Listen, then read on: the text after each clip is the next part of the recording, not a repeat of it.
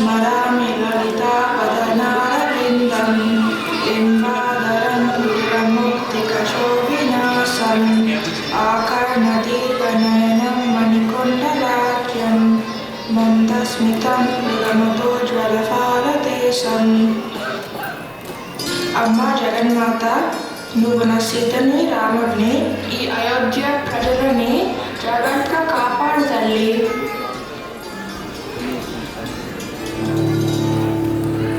అమ్మా అభివాదం. వచ్చావా నాన్న? నా బంగారు తండ్రి, నా రామయ్య, నీ కోసమే ఈ పూజ చేయిస్తున్నాను. నీ పట్టాభిషేకం అంటే ఎంత సంతోషంగా ఉందో చెప్పలేదురా రామా. ఇంకా ఎప్పుడు తెల్లవారుతుంది?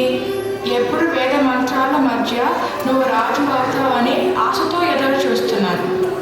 నీ పట్టాభిషేకం కోసం గంగా, యమున, సరస్వతి అన్ని నదీ జలాలతో అభిషేకం చేయించడానికి సన్నాహాలు చేయిస్తున్నాను రా తండ్రి. ఇంకా ఆ అవసరం లేదమ్మా. ప్రతి మాతకి నాన్నగారు ఇచ్చిన మాట ప్రకారం నేను 14 ఏళ్ళు వనవాస దీక్ష తీసుకుంటున్నాను. నా సోదరుడు భరతునికి పట్టాభిషేకం చేయనున్నారు. రామా, ఏమిటిది? నేను వింటున్నది నిజమేనా? ఏమిటి నాయనా ఈ వైపరీత్యం? అయ్యో, ఎంత కష్టం వచ్చింది ఈ భూమిలో. ఏ తల్లికి రాని కష్టం వచ్చింది. మీరు పుట్టకపోయినా నాకు ఇంత బాధ ఉండేది కాదురా రామా. అయ్యో అయ్యో.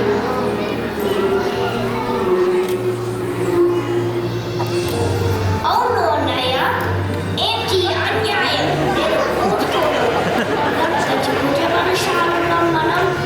నేను యుద్ధం ప్రకటిస్తున్నాను. అయోధ్యని కైవసం చేసుకుందాం. లక్ష్మణ, ఏమిటి మళ్ళీ ఈ మాటలు? ఇంతలోనే మర్చిపోయావా నేను నీకు చెప్పిన ధర్మ సూక్తులు? ఇదేనా నువ్వు నేర్చుకున్న విద్యాబుద్ధులు? పితృ ఆజ్ఞ పరిపాలన మన కర్తవ్యం కాదా? ఈ ఆగ్రహం నీకు మంచిది కాదు. నన్ను క్షమించు అన్నయ్య. ఇంకా ఈ నిర్ణయం సీతకి తెలియదు. ఆ పిచ్చి తల్లి ప్రొద్దుటే దేవాలయానికి వెళ్ళింది. అదిగో ఇంతలో మాటల్లోనే వచ్చింది. అత్తగారికి నమస్కారములు. పతిదేవులకు ప్రణామములు. భరతి గారికి ఆశీర్వచనాలు. ఓ దేవి, నీకు ఒక కఠిన వార్త చెప్పడానికి వచ్చాను. ఈ ఏ నిర్ణయము నాకు కఠినము కాదు స్వామి. మా తండ్రి గారు మా పిన్న తల్లి కైకేయికి 2 వరాలు ఇచ్చారు. మొదటిది భరతునికి పట్టాభిషేకం, రెండవది నాకు 14 సంవత్సరాలు వనవాసం.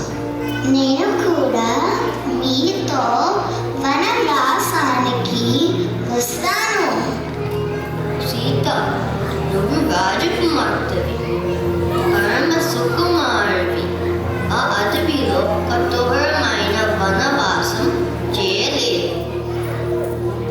రామా, నేను కూడా నీతో వస్తాను తండ్రి. నిన్ను విడిచి క్షణమైనా ఉండలేను. అమ్మా, భారత స్త్రీకి తన భర్త కన్నా ఎవరూ ఎక్కువ కాదు. నీ పతిని జాగ్రత్తగా చూసుకోవడమే నీ ధర్మం. కాబట్టి నువ్వు అడవికి రాకూడదు. మరి ఆ ధర్మం నాకు వర్తించదా స్వామి? నా భర్తని విడిచి నేను క్షణమైనా ఉండలేను. మీరు అడ్డు చెప్పక నన్ను మీతో రానివ్వండి. అలాగే సీత, నేను నీకు అనుమతి ఇస్తున్నాను.